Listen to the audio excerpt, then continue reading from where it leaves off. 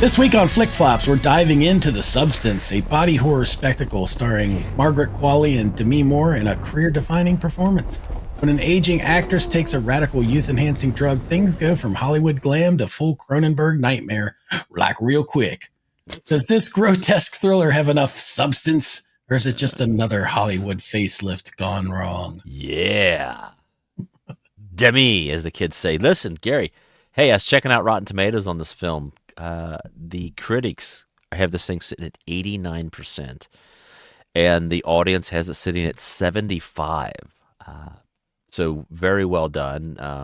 Yeah. And again, this was nominated, had a couple Oscar nominations. So yeah, I know we're a little behind the times on this one because this came out, when did you say? 2024, right? 2024. I think it premiered at Cannes Film Festival. I don't have the date. That's all right. Last year. I think we meant to do this last year. It totally got away from us. So yeah, we had quite a bit there towards the end of the year to do, and it just wasn't one that ended up happening. So yeah, so sorry to our legion of fan.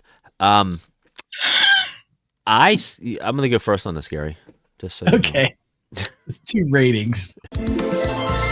A quick reminder that our rating system is unconventional. We don't hand out stars, we hand out poos and TPs, up to 5 of them. And just to add more confusion, the more we give, the crappier we think the film is. Crappier, get it? Yeah, it's dumb, but that's the way we do it. My rating.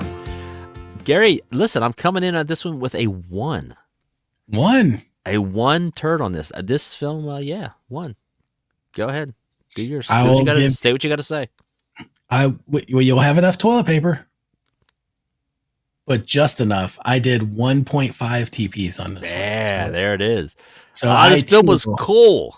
Yes, it was. It was very cool. I mean, gross, but cool. Yeah.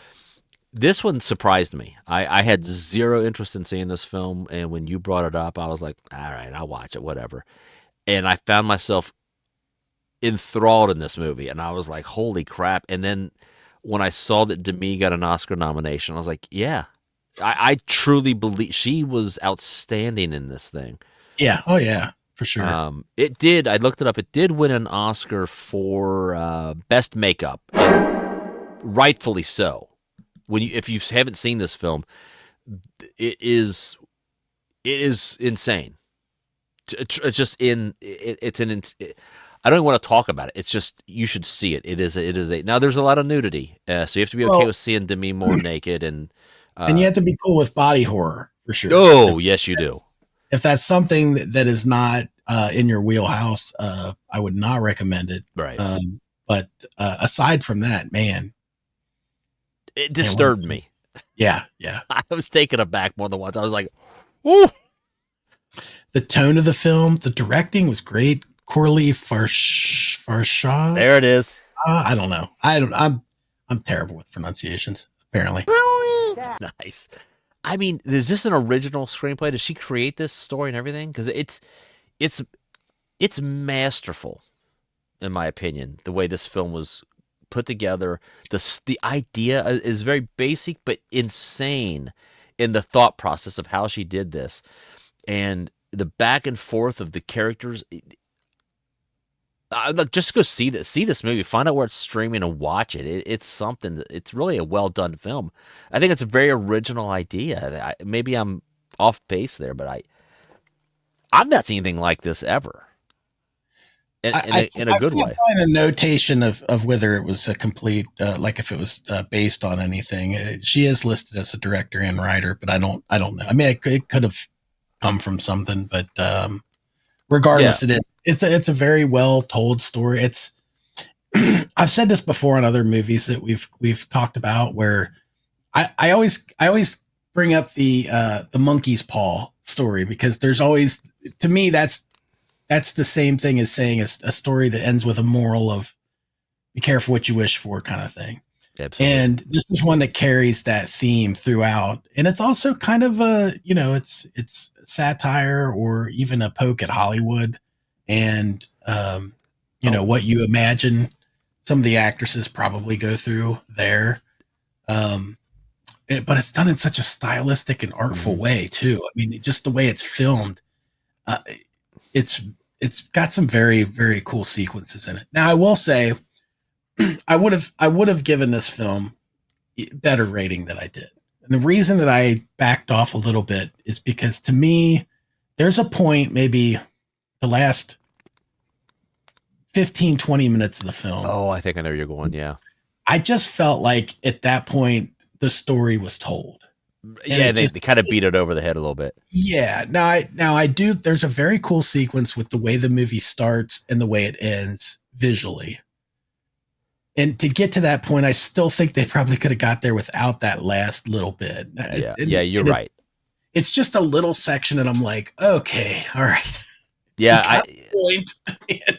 I forgot about that, and I know what you're talking about. And so, in hindsight, yeah, maybe a 1.5 would be a better rating. But I'll stand by the one. It's a worth seeing. But if you Yeah. watch it, you'll see what we're talking about at the end. You'll be like, oh, that was a little. I, That was a toe over the line, kind of. I mean, gross, beyond gross.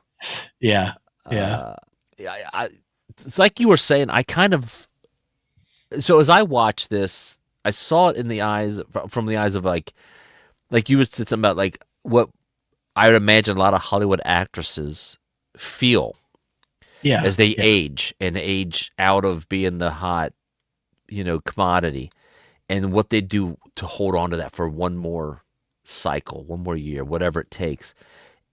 And I felt that a lot, and I felt kind of bad as a society, as a member of society who we put this on. And not to get preachy, I'm just saying you kind of like watch it like, God, yeah, we're kind of crappy to people as they age because we always want the hottest, newest thing.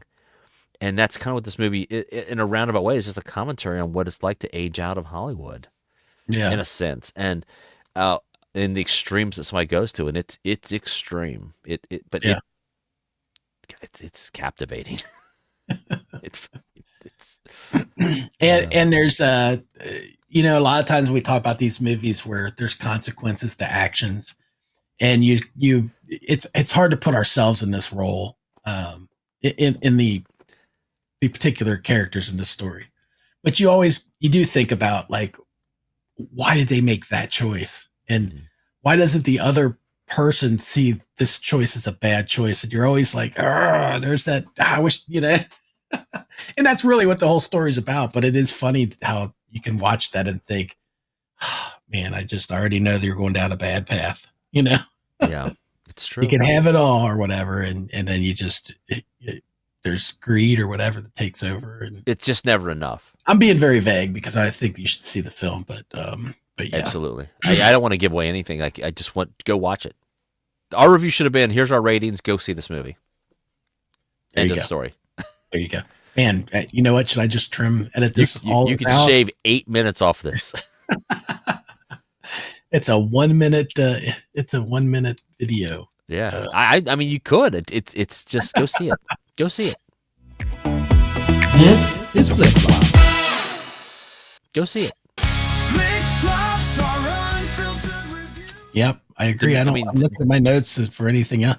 Man, Dennis Quaid's interesting in here. I will say that he has a good. Yeah, he does. He does. In his performances, you also think. I think when we talked about 9 to 5, you kind of get the same sense from his character, where you're like, oh, this guy's a piece of crap. I mean, I was just thinking about this. Like, think about Demi Moore for a minute. Never been known for. She's never going to be compared to or confused with Meryl Streep, right? As a great Hollywood actress. She's a great actress, but not in that vein.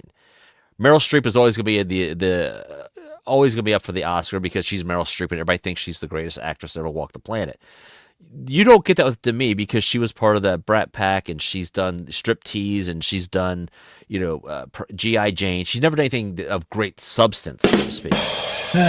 Keep in mind, she was nominated for an Oscar for this film. That's how good she was in this film. Mhm. And that's what I'm saying. Like, don't overlook the fact that she didn't win the Oscar. She was nominated. Of all the movies that came out in 2024, her role as this aging actress trying to hold on to youth for one more time was so good that, like, God dang, that's good. That's real good. Yeah. So take that.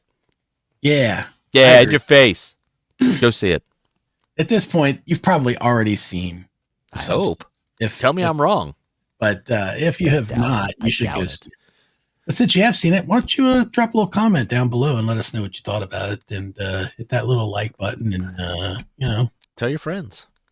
Yeah, bring them on over. Let's start a Community. Yeah, I was Let's gonna say start a Facebook family, and I group. was like, I don't want to say family. That's Let's weird. start a Facebook group about us. That's a good idea. We should search that up on Facebook. Eh. Anyway, thanks everybody. Bye. Andy and Gary are coming to you with a new movie they like to review. Whether they liked it or you will soon see by their rating amounts of poo or TP. They rate things different than other shows. The higher the amount, the more it blows. Flick flops are unfiltered reviews of all of the movies we chose to view. We love some and other we've simply hated. You can find out by how much we rate it.